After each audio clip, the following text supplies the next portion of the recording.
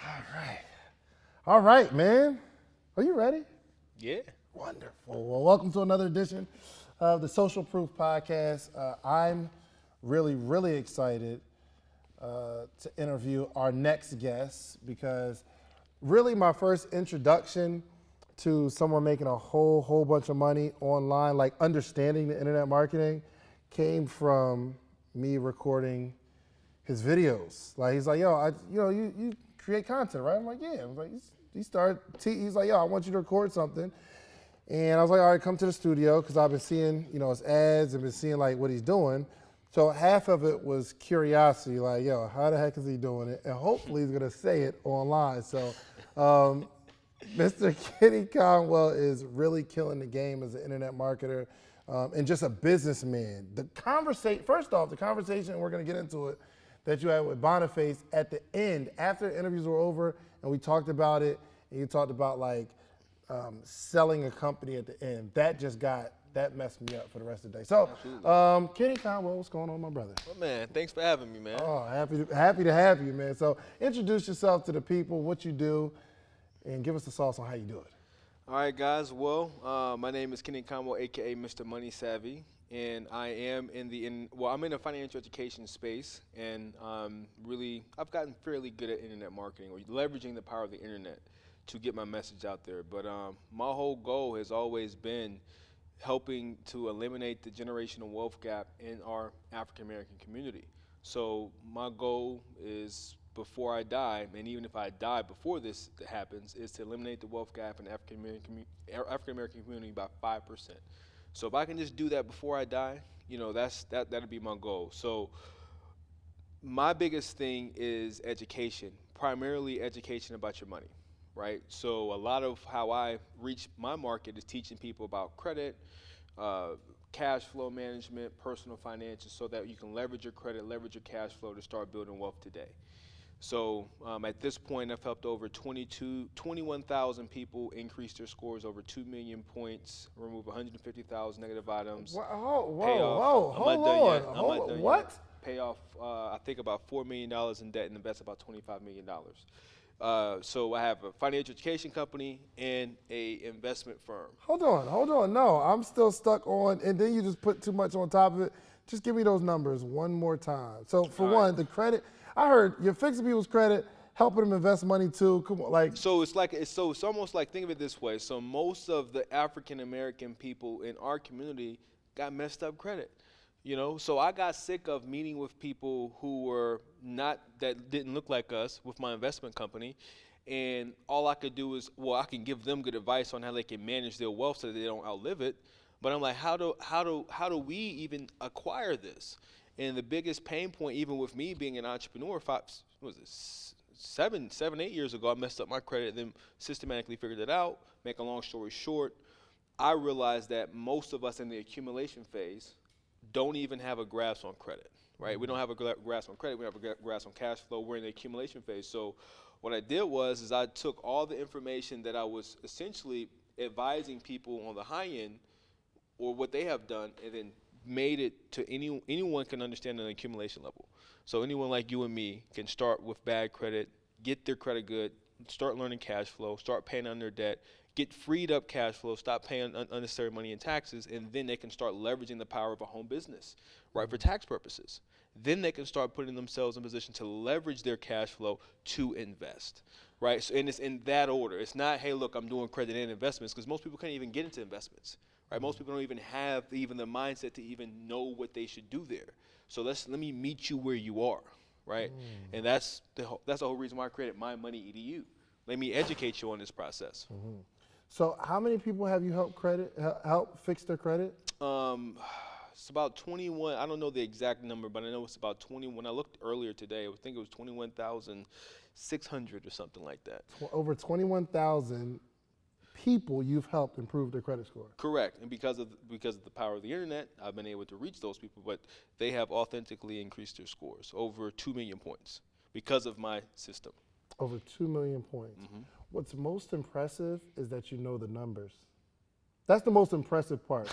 Like, how do you have to be organized on a whole nother level. Absolutely. Right? And really not only organized in detail, but really mission driven to know your numbers and say, yo, how can I help 30,000 people? How can I help 50,000 people? Then you got to put a plan together for that, right? Right. And it's funny that you put that out there, like that you said it that way. So I moved to Atlanta back in 2013, and I mean, I moved here on rock bottom, bro. Like I just did. And the fast forward the whole story, I don't know how much time we have, but we can get into it. But I put out the information about how I improved my credit score back in October 2016, and I put the video out on YouTube. And I just put it out there. And at first, I was scared to put it out there. Right? I was like, well, I don't know if I need to make it because I had to unlist it because I had it on my funnel page, right? Because I was driving traffic with Facebook ads. Well, around this time in 2016, I hit some tough times financially, right? So things were kind of tight for me. Yet again, though I had made pretty good money that year, it's cash flow. If you're an entrepreneur, you understand that cash flow is the name of the game. But anyways, make a long story short, I put my video out there on YouTube, and it started, it went viral. And that one video led to me getting so many people who needed to fix their credit. And I already had the mindset that I wanted to help you with budgeting and all this other stuff, but it was so hard to help people understand that they needed to put together a financial game plan. But it was so much easier to meet somebody with a pain pill like credit. So the first 12 months, I think I helped like 4,200 people. I couldn't even believe it. Wow. And I was still figuring out, how this whole, I actually knew about funnels, but I was really figuring out how my stuff was going to, go to market. And then it went from that over a year to me really getting good at Facebook ads, understanding like direct response marketing and funnels, to from 2017 to now, we acquired, I think, about 16,000. We had 4,200, so 4,200. We're at 21,000 now. So whatever the difference is, that's what we acquired over the last, from that time frame to now. So take me back to your brokest point, because now people see, yo, I asked Kenney before this interview started, like, yo, what you make last month? My man said, 94,000. Last month, insane. But take me back to the month before that, I made 107. I'm kind of upset about that. Go ahead. I'm sorry. I forgot my question. All right, take me back to the brokest, most recent time in your life. I mean, I'm talking about down to nothing. Because rich people's nothing is. Nah. I got a couple of those, bro. Like, I'm gonna be honest with you, and this is the thing about this, man. Like, my brokest, I've had two brokest moments, right? My first brokest moment was back in 2012, right? It was 2012. 6 years ago. 6 years ago, before I moved to Atlanta. And when I graduated from A&T, the North Carolina A&T, Aggie Pride, to anybody watching this. When I graduated from North Carolina A&T, I didn't want to get a job, right? So I was selling prepaid legal and life insurance, but I wanted to be a financial advisor. So my goal was to become a financial advisor when I left. So I did that, and I aligned myself with a firm in Charlotte that was an independent firm that said you could be in business for yourself and then by yourself. The whole jazz, but they was basically selling me so I could make the money. But I learned a lot. But through that process, I was like 24, 23 at the time when I joined, 25 when I'm about to break down to my lowest point. So I wanted to make six figures so bad, man. Like, I wanted to make six figures so bad, but I didn't realize that even at 23, 24, like, the internet really wasn't where it was now. Making like 30, 40, 50 grand a year. I was making like 50, 60 grand a year, self-employed. Nobody had paid me a salary. Really? And Doing I did what? basically selling insurance and investments, being a financial advisor. That's what I was doing. And I wanted to supercharge the process. So I came up with this really good, in my head, plan where I was going to leverage my credit, do internet marketing, because I knew about it then, but it was with somebody else as being an affiliate. And essentially, I leveraged my credit, my savings, and invested a whole bunch of money. None of it panned out, and I ended up hitting rock bottom, bro. Like, I mean, it got so bad, my car went out for repossession. A really good friend of mine, and now business partner, we were roommates at the time. I couldn't pay my half of the rent. I had to move back in with my parents. Wow. Like, it was bad, man, because that deal did not go through. The deal, I was anticipating making over 100 grand on this deal. But I stopped doing those activities as a self-employed individual, which this is a lesson for the entrepreneurs. Don't get caught up on the big deal. Only focus on small hits. Only focus on small daily hits. Forget about the big deal, right? So you're making 60, and then you put all your eggs here, like waiting for this is going to happen. And then you slow down your activity. Right. You are. I was. Now, let's make this clear. I was on track to make 60, right? But then if you're on track in November, based off your activity in January, February, March, April, and then April, May, June, July, you get caught up in this deal. You stop doing those activities, and then you're on savings and credit. That's what happened. So when the deal did not pan out, everything was exhausted by the time August, September hit. So I'm like looking around, broke, right? And like literally, I had to move back in with my parents, and I could not pay my roommate his half of the rent. Like, you don't know how low that was, man. And on top of that, when it really, really had this one commission, like I had this one commission because I did sell an insurance policy for like $4 grand. So I had this one commission, but I was so far in the hole. Ate that whole little pour up. That shit was gone, man. I was like, man, I called my friend George. I was like, George, man, I hit rock bottom, bro. I think I need to get a job. I need to get a job. That's like that's one of the most pride-breakingest moments for an entrepreneur, to have to like really swallow your pride and say, yo, I'm going to have to go get a job. Yeah, and I had just turned 26, guys, and we went to this place called, I was still in Charlotte. I had just turned 26 in September, and I couldn't even pay for my birthday dinner. It was lucky that I had friends, right? Like, they didn't know I was going through all of this, but I could not afford that. So they paid for my birthday dinner, and I remember one of the people I owed money to, she called me like late October. At this point, I'm in my parents' house, disgruntled, pissed, just mad at everybody. And it wasn't my parents' fault. They was like, get a job. And I'm like, hey, look, I'm trying to make this stuff happen still, even though I didn't have anything happen. I was picking up the pieces at this point. So I remember one of my friends called me, and she was like, I thought she was calling me because I owed her money. I was like, hey, I ain't got the money. That's how I picked up. I ain't got it. I ain't got it. Like, I ain't got it. No, that's not why I'm calling you. I know you're going to pay me back when you get it. You do what you say you're going to do. I was like, Did you ever pay her back? I did pay her back. Good. I did.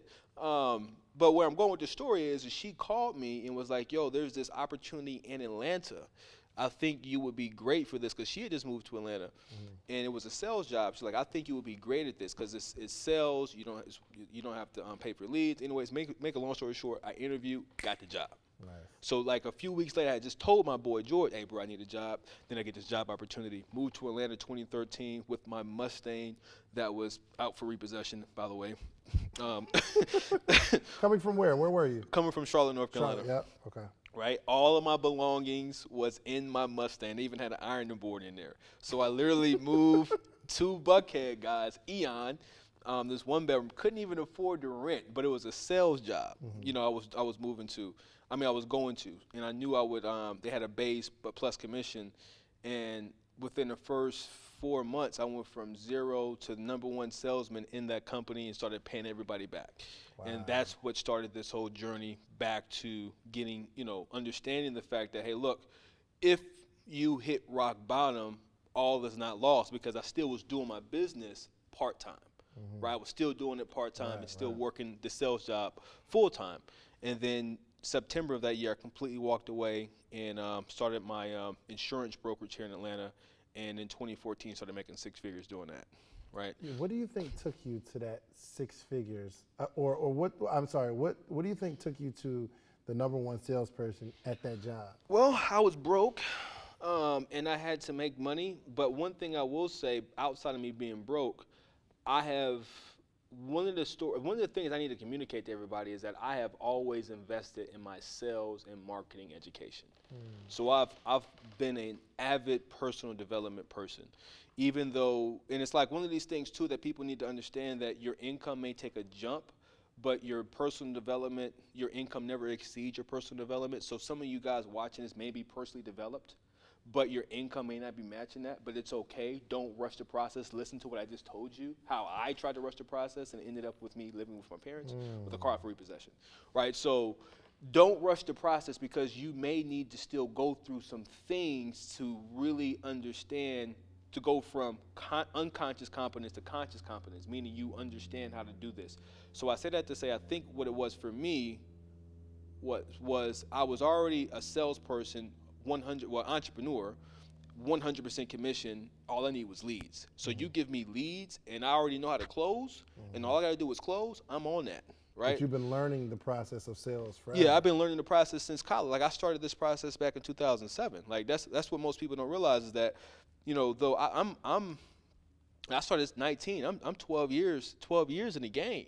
Listening to Jim Rohn, sales books, sales training. I've read so many books. So I think that coupled with just learning rejection helped me become the number one salesperson at that company. But again, it was just an opportunity, right? I leveraged the opportunity for my own best interest. Yeah, I think there's always going to be money in doing what other people don't want to do, right? Like, people are so afraid of sales, but people who get good at what most people are afraid of will always make the money. And you know what's funny is I'm glad you brought that up too. So though I did what I did with my internet marketing and all of this stuff, I want you guys to understand that I know how to communicate. So if you put me on a mass message, right, where I can market myself on the internet, who's not going for that? Like I know how to do it on the phone, so don't let me do it live, right? So it's really important to get those sales skills, guys. It's not bad to sell. I authentically still believe in my heart of hearts, and I'm always going to believe this when I'm selling something because I believe in it. That person is getting the better end of the deal, not me. Because if you're really truly selling because it's solving someone's problem, you're helping that person. And that's just the philosophy I always take because I know, hey, look, if I sold you life insurance, if you die, your family's taken care of. If I sold you an investment or you bought an investment from me, if you keep doing this, you're going to have a retirement, right? If I helped you with your credit, you're going to be able to, you know what I mean? So it's like one of those things where I know I'm helping you. Right. So why wouldn't you buy it? So I know now people are really into the funnels. Like you hear this buzzword in the entrepreneur community, click funnels, run a funnel. You need to put people through a funnel, email funnels. Like we hearing the word, right? But it sounds like you knew about funnels before it was popular. Bruh, I've been knowing about a funnel since, I remember I learned about this stuff back in like college, though I didn't get it. 2009, leaving college. Because again, guys, I had to learn it because I went into the financial services industry. My first company that I joined, my network marketing company, was Primerica, right? And the only people I knew in Greensboro, North Carolina was college students. So I started going to networking events and going to all this stuff. I remember my first business cards, guys. It was Conwell and Associates. That was like the business card because Vistaprint back then had, you can get your first free business cards. Yeah. And I'm a recovering poor speller. The card said Conwell and Associates. My first business cards, didn't even know, right? So I want to answer your question about the funnel though. Like I realized real quick, like man, these people I can't sell college students credit and insurance and stuff. Like I need to figure out how I can market. But then I didn't know anything. So that started my journey of searching leads and marketing, which led me to one thing that led me to another thing. And then it was overwhelming at first because it was so much information. Like you can drive traffic with this, but then you can do this sales page, and then you can do this email. But it wasn't until going through, I would say 2015 at this point, when I said, you know what, let me just implement what I know. And I had a good buddy of mine, I was like, hey man, you got all these results, man. You need to do a funnel. He was like, you do it. Yeah. You show me, and then when he told me that, I was like, well, yeah, I'm gonna show you. And then I implemented what I knew to work in my own business. And at first I started with insurance, right? I started with insurance because that's what I was selling. But funnels, all it is like, it's just a way that you can start the relationship with a small commitment, and then through commitment and consistency in human behavior, you get that person to go from looking at an ad to maybe buying your top tier service. But you recently got married. So we can use this as a funnel. If you went up to your wife right now and said, hey, look, my name is David Shands, we're getting married, and this is your first conversation, what do you think she would have said to you? Like, what? Hold on, who are you? Right. What are you talking about? Exactly. So what did you do when you first met her? Took her to dinner. Took her to dinner. Did you take her to dinner right out the gate, or was there a conversation before dinner? Conversations. It went from social media to text message to conversation to setting up. So that's a funnel. Now I want you guys to hear this. That is a funnel. He started with social media conversation, not too aggressive, right? Not marriage, not even coffee. Hey, look, let me just get to social media. Slid in the DM, got the phone number, then started having text conversations, another level of the relationship. That text probably went to a phone call, which went to a couple of calls, went to dinner. Now he's married. I bring that up because most people try to propose marriage to their prospects on the first date. Give me an example. Come on, talk to me, Kenney. Hey, bro, I got this $5,000 program. What you trying to do? Okay. Now, not saying that you should not say that your program is $5,000 right at the gate, because there are going to be a certain group of people to buy it, right? And you probably can get them to buy that $5,000 program. But you might need to, instead of just telling them it's $5,000 right at the gate, maybe put an ad in place. Maybe put an educational video where you're breaking things down about what you're ultimately going to tell them, right? You give them something that's useful but incomplete. Then you lead them through a call, then an educational thing. Then you get on the phone with them. Something that's useful but incomplete. Correct. Give me an example. So useful but incomplete could be, hey, look, if I want to give someone, what's the best example? So let's just say what I do. I give people specific templates to start improving like their credit or their budget or their whatever, but it's not everything. Right. It's useful, right, but it's incomplete in terms of the credit repair process. It's useful to have a budget template, but it's incomplete in terms of the whole budgeting philosophy process. Useful, but incomplete. It was useful that you slid in the DM, or if she slid in your DM, but I think you slid in her DM, but it was incomplete because you didn't go. Tinder. We swiped together. Ooh, the swipes. So you had a mutual. Y'all did the mutual. I like match. what I saw. She like what she saw. Okay, so Tinder. Okay, so y'all were both actively out there. So it started that way. It was Tinder was useful, but it was incomplete for marriage. Married off Tinder. You know, you can't get married that way. So that's what I mean. It was a useful tool. So what is the Tinder? What is the template? What is the useful thing that you can splinter off from your $5,000 service to provide that to get a whole bunch of people some type of tangible result at scale, then transition them to the next logical step, right? And that's really the power of the funnel, right? So if somebody is, I can go back to my financial services days, which when I was like beating the pavement, you know, people would send me back lead cards, and I would go and show up with their lead card at their door. I've showed people this. Hey, it was useful that you sent me this lead back, but it's incomplete because you don't have the policy, right? So let me get you this policy. Oh, you got the policy now. That's useful to take care of your insurance needs, but it's incomplete because you still need to put together your retirement. Oh, it's useful that you have the retirement program, but it's incomplete because now you don't have this estate program, right? So it's always going at people from a point of view of what's paining them the most at that point. Give them a pill, but not the prescription, right? Let me give you the pill, but you're probably going to need the prescription, so here's the prescription that you're going to need ultimately, but I'm not going to give you the whole prescription because that's too much of a commitment. Right. So, somebody out there might be looking at like, oh, well, you're tricking people by giving them something useful but incomplete, but I think that works both ways.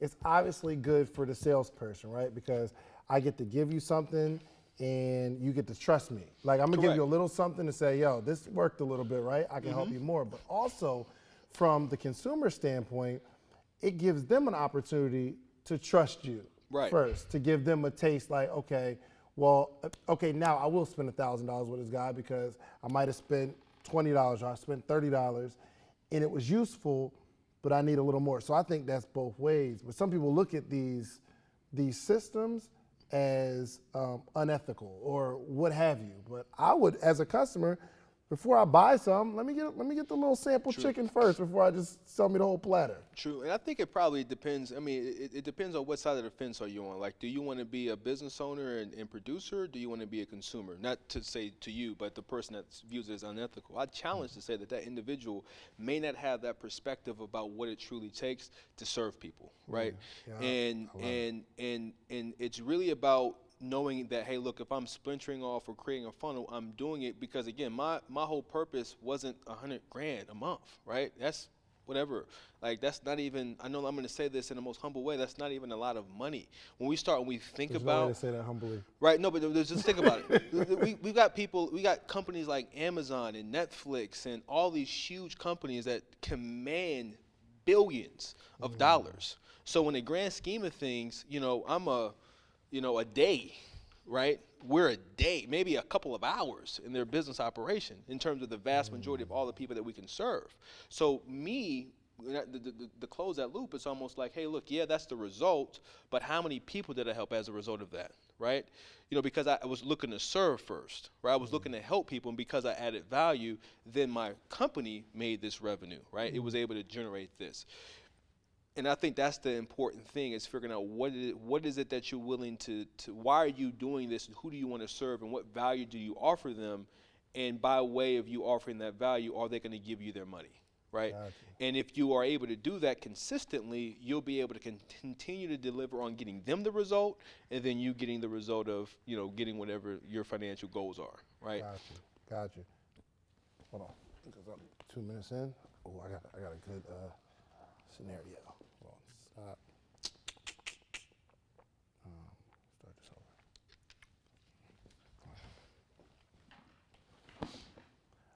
All right, so I know from recording your videos, and you owe me like $150 for last time. So now I'm thinking about it. He owes me $150. All right, so I know there's a process. There's like get four. that for free because I get advice. There's like 4 steps. There's like 4. Is it 4 steps? Or simplify the funnel as easy as possible, because I know it's like the offer, then the tripwire, then. So, I mean, if we're just breaking down like a funnel, you want to really think about up front what your flagship offer is going to be, what your core offer is going to be, right? So that's kind of like the middle thing. So that's the first thing, is beginning with the end in mind, right? So once you've defined your core offer, you then want to splinter off a piece of your core offer and make it what I call a self-liquidating offer, which means example. Something like you just a splinter. You splinter off. So you got your whole product. So for instance, if you sell roofing services, no, I'm gonna give you even a better example. If you are a dentist, right, and you want to get dentist people, maybe you offer teeth cleaning at cost, right? So you offer something that's cleaning, but it's not everything that a dentist needs to offer. So you know what your core product or your core service is. Maybe that's too much of a commitment up front. So you splinter off a portion to get customers at cost. And the whole purpose of the tripwire or self-liquidating offer is to cover your marketing costs. That's what's called a self-liquidating offer. Self-liquidating means SLO. Self-liquidating offer meaning you're offering something that you don't really make money off of. Correct. But it's something that's useful but incomplete. Quick Trip doesn't, I'll be led to believe that all gas stations, the majority of gas stations, don't make money off the gas, okay? They make their money inside of the store when they sell you all that stuff. So the whole goal of the tripwire is to get a whole bunch of people at dead cost so you can cover your marketing cost. Then once you have your self-liquidating offers, what we just said, you then will splinter off something else and make it what we call a lead magnet, something that's going to get people, it's going to entice them to opt in. Specificity wins here. The 3 steps I use to go from $2,500 to $20,000 a month, that's specificity, right? I want to know that, or the 5-step process to run Facebook ads that rock. Something that's specific. free download shows you how to do it.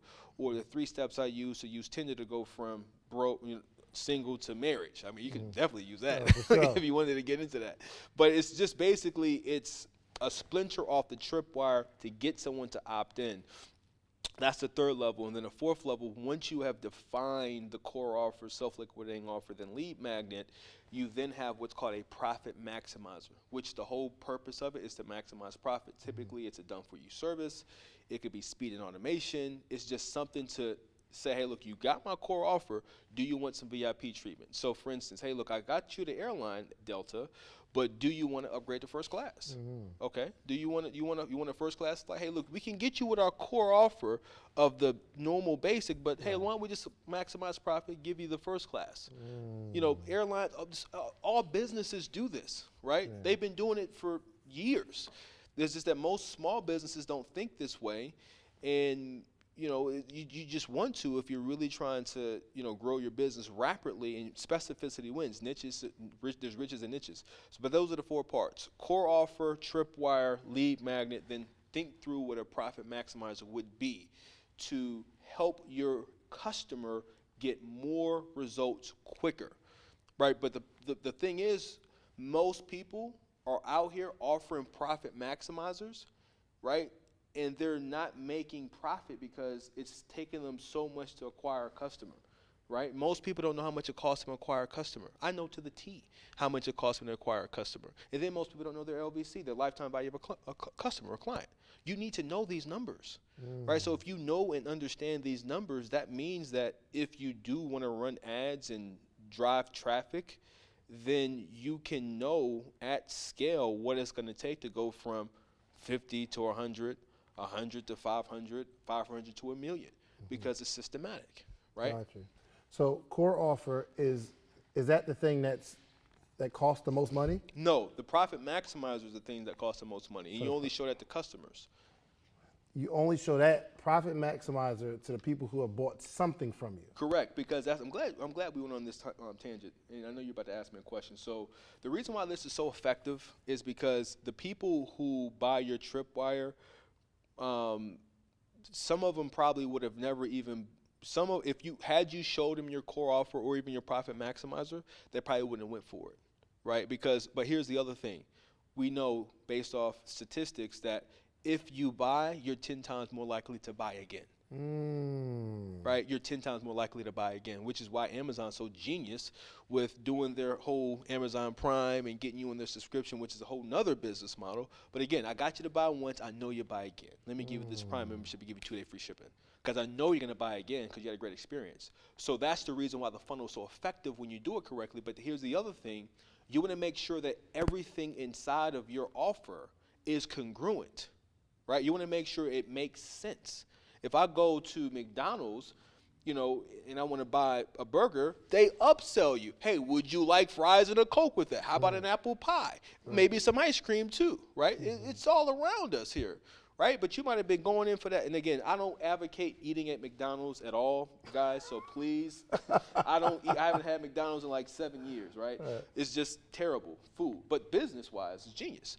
But there's another example of what a funnel could do, or the whole lead magnet, tripwire, core offer, profit maximizer, right? Gotcha. So the profit maximizer is only designed to maximize profit, and you only show that to customers. Gotcha. So it's like you go into Walmart for whatever you go into Walmart for, but before you pay, they're going to show you them little candies. I wonder how much they make off the Twix millions, and the gum and the chapstick. Millions. Goodness gracious. And it's strategically placed. Mm-hmm. So let me ask you, for my my hairstylists out there, right? They want to implement this process. Oh, that's easy. Give me an idea of exactly what it looks like, ideally. All right, hairstylist, had to cross my legs. Not because you're hairstylist, but I want to think through this. Hey, listen, I need y'all, listen. I want y'all, if this is helping you, if you're a stylist right now and he's about to help you, I want you to cash app Kenney $10. Okay? If this helps you. It's Mr. Money Savvy, by the way. Mr. Money Savvy. I want you to cash app him $10 if he helps you right now. Go for it. All right, this can work for hairstylists, but any service professional, right? But let's just say, okay, I don't know how to do hair. okay? But let's just say you're a hairstylist and you know exactly what your flagship offer is. Let's just say it's a $400 service. Well, you can get somebody in for a $400 service, which is cool, and you can do that, but what can you splinter off to get somebody in your chair to experience your service or your salon at dead cost or at a cheap cost? So instead of doing the whole, again, I'm not a stylist, so the whole shebang with the weave and the whatever y'all women do, maybe you get them in there for a shampoo, right? Or maybe you get them in there for a easy style, right? Or whatever it is, right? So you get them in there for that, and then once you got them on that, you upsell them, right? I know my ex, she was a very successful, still is a successful hairstylist, and I know she used to always get people in for a small service. Matter of fact, she made people pay her $50. She would do a consultation. That's exactly what she would do. So she would do a consultation, and then when she did the consultation in the small thing, she would upsell you the service. So, I mean, there's a number. Was she paying for, was she charging for the consultation? I think she made, matter of fact, no, she actually made people pay her to book on her schedule. So, and she was offering like, hey, look, you pay, if you want to get my time, you got to pay me. But that's one thing. But I think even if you're not doing that, all the hairstylists, figure out a specific service that's useful but incomplete. It's useful that I got my hair washed, but it's incomplete because I need a hairstyle. It's useful that I got a coloring, but it's incomplete because I don't have a hairstyle. It's useful that I have again, a hair wash, but I need it's incomplete because it's not sold. It's useful that I got the cornrows or whatever, because I know y'all women, I know what y'all be doing. Y'all be doing the cornrow thing, and they be putting the head on there and all that stuff. The hat on top of the, I call it a hat, the little wig. Y'all be patting your head, we know what that means. knocking at your brain cells, So, whatever. So if we're reading it right, you got to figure out what you got to do to get the people in your chair, and there's riches and niches. So let's say, for instance, there was a stylist that specialize in brittle or broken hair. I might be able to give you a consultation on what you need to do to take care of brittle or broken hair. That's a good point. And then once they're there, you're saying, well, I got these products. These are the ones that help, and this is how you apply it. But because you're here, I'll do it for you. Right. Yeah, right. That's a good example. And something that else, helps you. Look, cash at me $10. Okay. Yeah, right. and something else came to mind about this whole lead magnet tripwire. You want to have what I call a mafia offer, like the Godfather. I want to make you an offer you can't refuse, right? That's what you want to have in your business. Like that's the epic pain pill. So I'll call it three things: pain pill, mafia offer, tripwire. You want them all to be something that's like, man, why wouldn't I do this?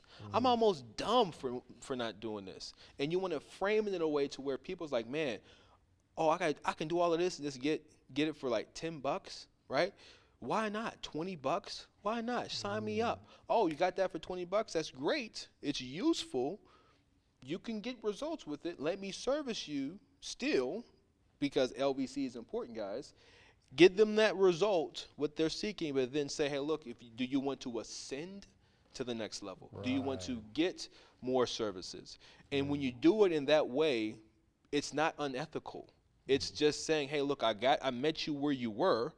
Right? Now that you have this situated, let me get you something else, right? I can't go to people, I can't go to us and say, yo, you need to start investing $2,000 a month. They're gonna be like, what? $2,000, bro? My credit is a 400, like not 400, a 400, right? Like that's too much. So I need to meet you where you are. That mafia offer, I need to get you that, and then help you get the result, and then start that whole relationship, start that process. Yo, I think this is so dope, man, because I think a lot of people feel like their passion is going to get them to where they want, or if they just work hard enough, if they just do enough heads, instead of the mental strategy work. Like this is where it's at, right? You can do as many heads as you want. I mean, man, your hands will fall off at some point. But you right about that, man. Go ahead. But why do you, like, one, I appreciate you teaching this, but why do you think people are afraid to, or think they can't get into this side of it? I think it's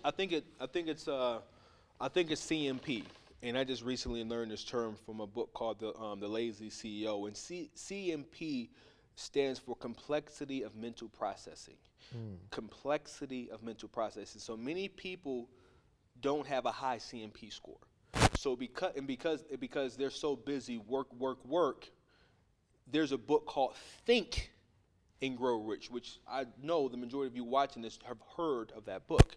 But it's called Think and Grow Rich for a reason, because you have to have the strategy behind and the thought process before you implement. Right? That's another thing I learned.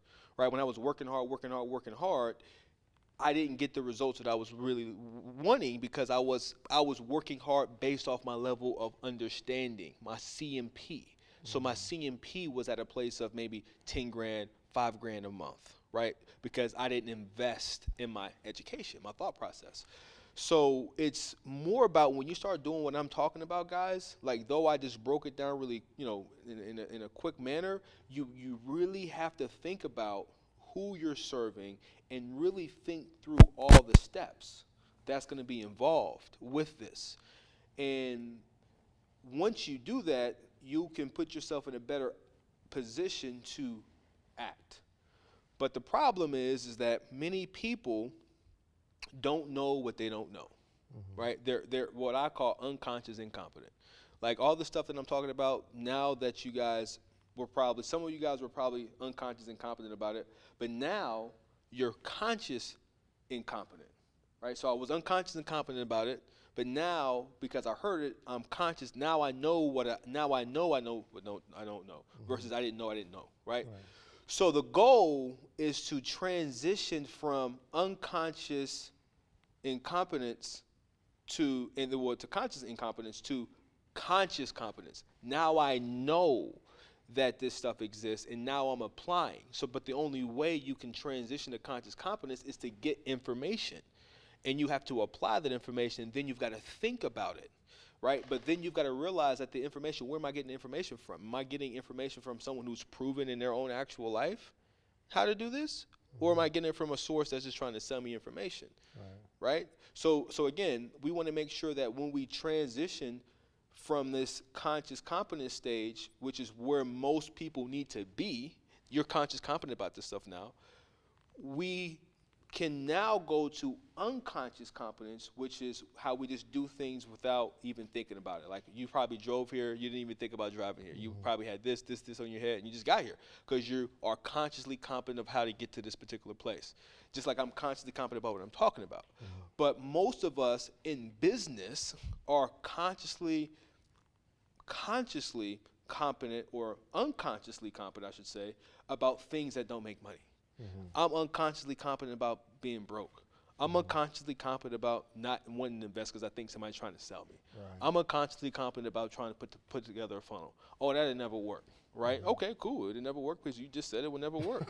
So you're going to get more of that. It never work. So you got to really just expand your mindset and then start to realize that it's about what you think and how you think and where you're getting the information from. And then you have to strategically block out time on a daily basis to invest in your education, invest in your personal development so you can raise your complexity of mental processing. Do you invest more in your education now or then, when you were broke, or now that like you're succeeding on another level? I consistently invest in I probably now, because I'm making more revenue, more money, right? So, I probably spend about 50 grand this year on my own education, right? But that's me, right? So what is your mission? Like as we kind of get like we see that you are phenomenal at what you do. Like you understand it. But what is your mission? Why are you so dedicated to this? I said it already, man. It's to eliminate the wealth gap in the African American community by 5%, bro. Like, I mean, it's important. Like I try not to ignore, but when I go and I look and I see us being arrested, because of whatever where we are in the current country, the current state of circumstances. I think a lot of this stuff is rooted on philosophy and finances. So if I can be an example and show people that, hey, look, I went from this to this, I can make an impact in this generation so that way the seeds that's being planted by way of what I'm being involved with, but doing, can be the shade of those trees can be felt from the generations after me, right? So it's like, how can I help shift what's going on to where we can be more effective with our money, right? Financial education, entrepreneurship, financial planning, proper planning. Those are my 3 keys, man. And I just think it's important, man. Like I don't have anything else, you know. I don't. That's the only way I can explain it. The reason why is I want to eliminate the wealth gap. I want us to say, hey, look, we stop making excuses. We leverage the system that's amongst us and around us in our favor. We didn't say, oh, the white man this, the white man that. I mean, at the end of the day, it's the white man, the black man, yes, but at the real end of the day, it's the green man, right? And that's the only thing that's really mattering nowadays. So if it's the green man, I can get the green man by using my legs and my hands, or I can get the green man by using my mind, right? So how do I use my mind to get the green man to where now I can shift generational curses, right? About wealth, right?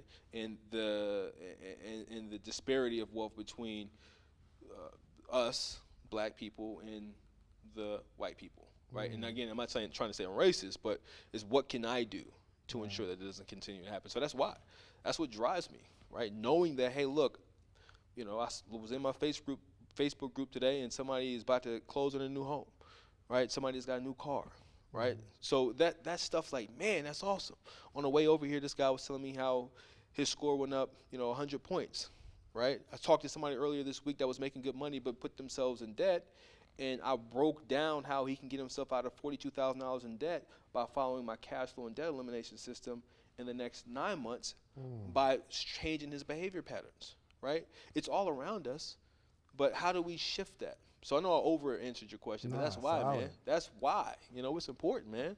Yeah. Like, we ain't getting, nobody's, like, giving us any information like this, like people like Jay Morrison, man, like I respect him so much with this because he's out here sharing the information, with the people. Like Juan Pablo, like there's so many people who want to just give the information so that you can just apply it, and it just matters, man. Why do you think that John Hope Bryant, name him too. Oh, he's the man. Yeah. Why do you think we don't come together more? Because it seems logically, if we just come together, we could change the situation. But what do you think the biggest problem is? I think ego. I think ego. Like even me, like I'm humble enough to know that like I have people who help me, and I'm still always authentically looking for people to help me out. And I think people get caught up on pride of authorship or ownership versus how many people we can impact, and I think too, like I don't have all the details and the knowledge, but one will say that, hey, look, they wanted it to be this way, and you've got the Willie Lynch letter and how to make sure they don't collectively come together. But I think some of that stuff is true for sure, but I really believe it's just ego, right? I think it's ego, and then that person, both of the people or the group of people, the collective, saying, hey, look, we're trying to accomplish this. Can we accomplish this? And if we can, cool. Maybe we can accomplish it and still have your thing and I have my thing, but we know that our mission is still impacting more people, right? And if we can do that authentically and make it happen, then we can, right? So I think that's why. But then again, on top of ego, you've got this false sense of I'm making it happen, and me judging you based off your own results versus just getting the work done. I think there's a lot of that goes on as well. So if we can just get past those things and just say, look, I'm trying to do this, what type of results do you have? Oh, I got these results. Okay, cool. I got these results. Let's make it happen. Then we can do it. But I think there's still people too that ain't got nothing going on, and then he ain't got nothing going on, right. And then they say, I'm the CEO of this. Okay, I'm the CEO of this. You're the CEO of what? Neither one of y'all is CEO of nothing. Like, what are you the CEO of? But if you just come together. Yeah, so you're good at this, I'm good at this. How can we make this better together, right? So. On a serious note, I feel real underdressed. You know what I mean? Because that outfit is crazy. Oh, it's fine. Where do you man. get that jacket from? I got this. That's a next level jacket, though. I got this. Where did I get this from? It's like it was a serious conversation. Then I started looking at his jacket with the shirt and the handkerchief. It's a light Zara jacket. A Zara Yeah, joint? this is a Zara joint, man. Zara be hitting on the low, y'all. On the low. Well, look, man, I want to wrap up, but I got to wrap up the same way. I want to know where you're going to be in 5 years. I like to make predictions so that we can look back at this and say, yo, Kenney told me he was going to do this in 5 years.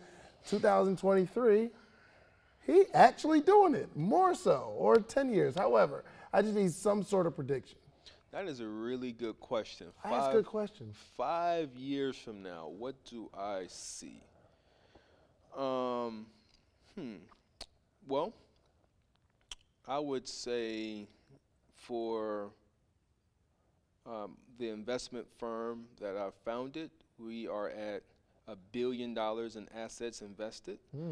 The financial education firm or company, My Money EDU, we've impacted. We've impacted well over 500,000 people, well over 500,000 people, and we're at a place like if we want to get bought out by a company, we can. If we want to sell our company, we can, but we're not selling. So I would say we're at a place where we have a strong community, a strong customer base, millions of hundreds of thousands of success stories, and just at a place where we have pop-up shops in different places in Atlanta and DC and Cali and different places about our online community offline, right? And we're not only that, we're giving back. We're giving them back to causes that matter to us in our community.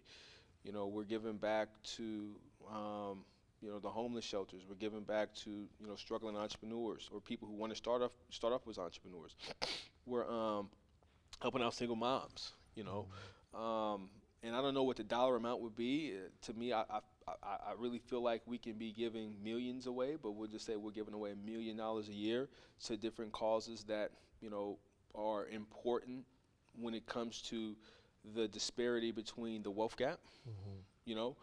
And we have lots of people that work for us that we've impacted financially. We have people who are affiliates of our program who has made hundreds of thousands, if not millions. We've obviously, the company's done millions. So that's what I see. I know I'm not giving you like tangible things, but just esoterically, that's what I would see. That's a good word, esoterically. Listen, lastly, there's a 10-year-old Kenney Conwell watching this right now, and this may be, or let's paint this scenario. You're out at Walmart tomorrow, and you meet 10-year-old Kenney, and you know what you're going to say to him. He's going to have with him for the rest of his life. You got 2 minutes to really talk to young Kenney, but in this 2 minutes, he gets to take whatever you say with him in his memory bank, not only in his head but in his heart, for the rest of his life. What do you say in that 2 minutes? So is it a 10-year-old, to me 10 years? 10-year-old Kenney Conwell. What I would say to myself is three things. Number one, believe in yourself. Just have 100% belief in anything you're doing. Number two, find somebody who has demonstrated and proven. Find a mentor. Find a mentor that is where you want to be, right? And then number three, invest in Google, Apple, Amazon. Take your cutting grass money, because I was cutting grass then. Take your cutting grass money and put $50 in Amazon, Google, and several other billion-dollar stocks. Just do those three things, right? How does little Kenney 2018 look for that? How does he find that? How does he find the Google? How does he find it 20 years from now, 30 years from now? That's a really good question, man. I think it's just looking at the trends, man, and just seeing again, I can't predict this, but I think one of the trends, there's no real big company But this whole thing with marijuana, and legalizing of that, where is that going, right? The trend of digital information, where is this going? How can you invest in that trend? So yeah. Good stuff, good stuff. Well, Kenney, man, I appreciate you, my brother. So many jewels and gems. Please tell the people where they can find you. You guys can find me on my Instagram at Kenney Conwell, and make sure you spell Kenney right. It's Kenney. Then Conwell, Conwell. Mr. Money Savvy on Facebook, Mr. Money Savvy on YouTube. Oh, well, I appreciate you, man. I Absolutely. can't wait to help you change the world, man. My man. Thank you so much. Follow Appreciate that. Kenney Conwell, man. This guy knows what he's talking about. Now, about that 150, I'm just playing. It's No, I got I don't need it, Kenney. I don't need your freaking money.